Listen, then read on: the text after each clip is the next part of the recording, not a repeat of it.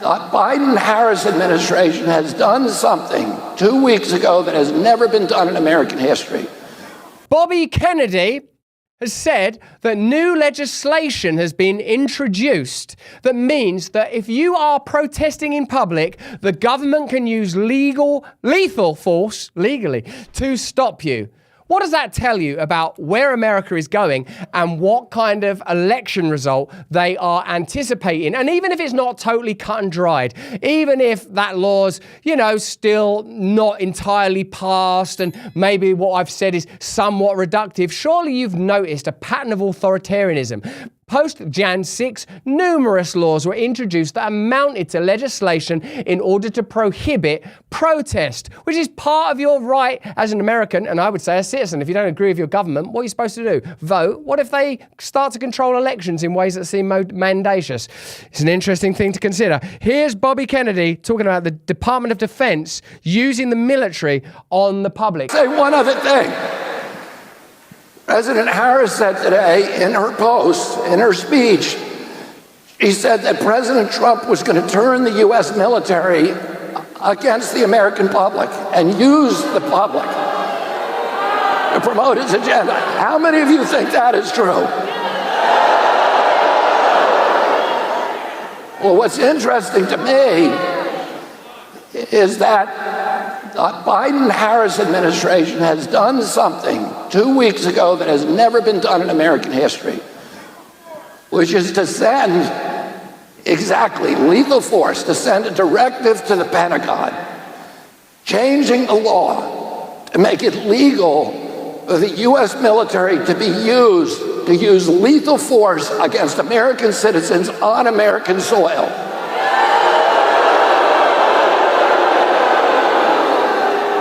Technically, now it's legal, the U.S. military, under this directive, it will become legal for the U.S. military to shoot and kill Americans who engage in political protests because they disagree with policies in the White House.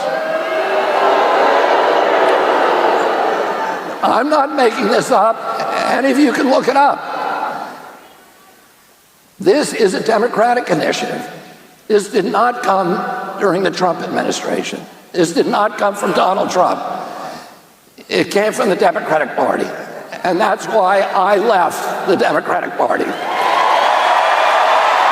Wow, so what is the real threat to freedom at this point? Is it Trump's similarities to Hitler? Or is it the bills that are being part, which, again, is not an opinion or an idea I endorse. I actually think it's very disrespectful to everyone involved to make such a comparison. I mean, people that have suffered as a result of the Second World War, etc. And it's mad to make that comparison about anyone.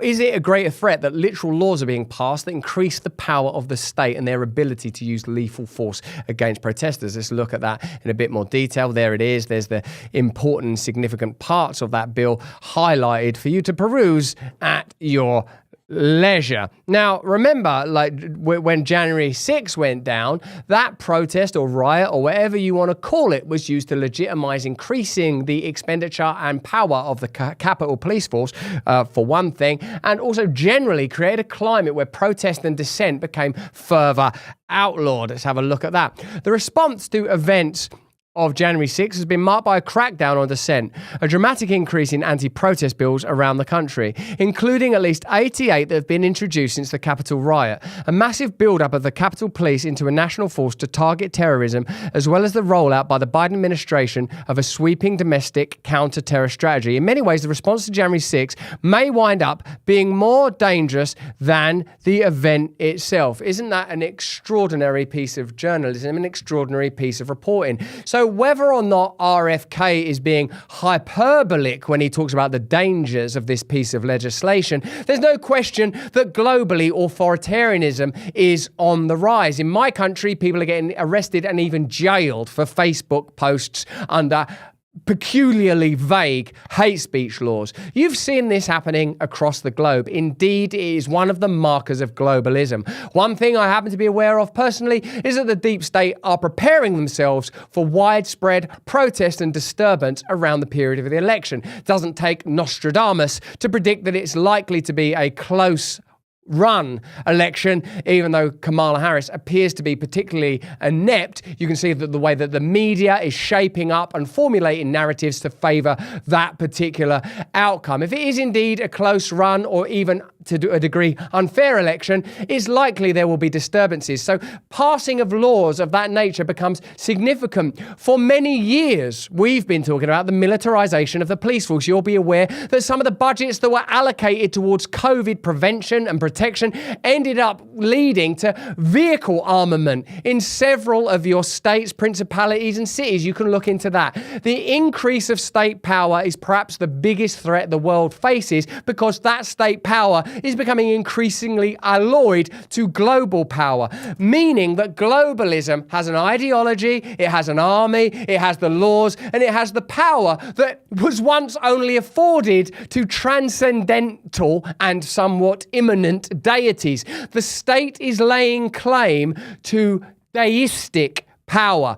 That is the real threat. In order to mask that, it's being presented as mere bureaucracy. We're just going to do this in case there's a terrible outbreak of a pandemic. We're just going to do this to protect you from hate speech. Well, careful what you vote for and careful what propaganda you listen to, because it's not a coincidence that figures like Dick Cheney now support the Democrat Party. It's not a coincidence that some of the world's most powerful and influential billionaires, the world's most powerful military-industrial complex companies, support one party more than the other. You know these problems go beyond parties. They're institutional problems that have gone on for some time now and may even have an occultist and certainly spiritual dimension. But when it comes to the biggest threat, when we're talking about technological dictatorships and totalitarianism, it is the centralizing social democratic tendency and what is growing out of that I believe is the greater threat. But that's just what I think. And I think it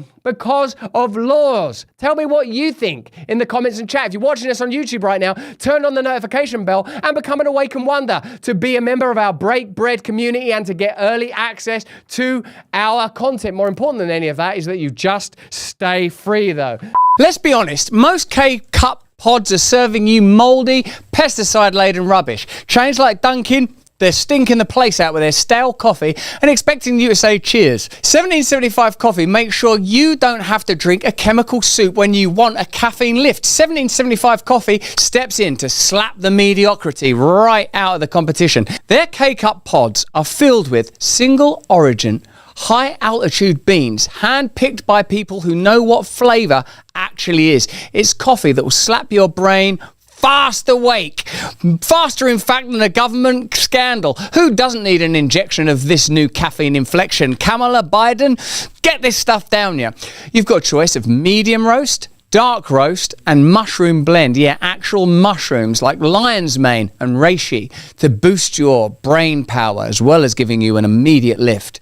Because let's be honest, if your coffee isn't strong enough to overthrow a small government, what's the point? This coffee is for people who don't want a participation trophy. This is coffee for winners. Go to 1775coffee.com, grab your 24-pack and tell corporate coffee to take a hike. That's go to 1775coffee.com, grab your 24-pack and tell corporate coffee to take a hike. Caffeine that will help you overthrow the powerful. Hey, thanks for watching. If you want to see more uncensored content where free speech can flourish, join our live stream. Click the link right here to watch the next video if you want to, or become a member of a growing movement. Download the Rumble app and you'll be informed every time we make a new piece of content. Stay free.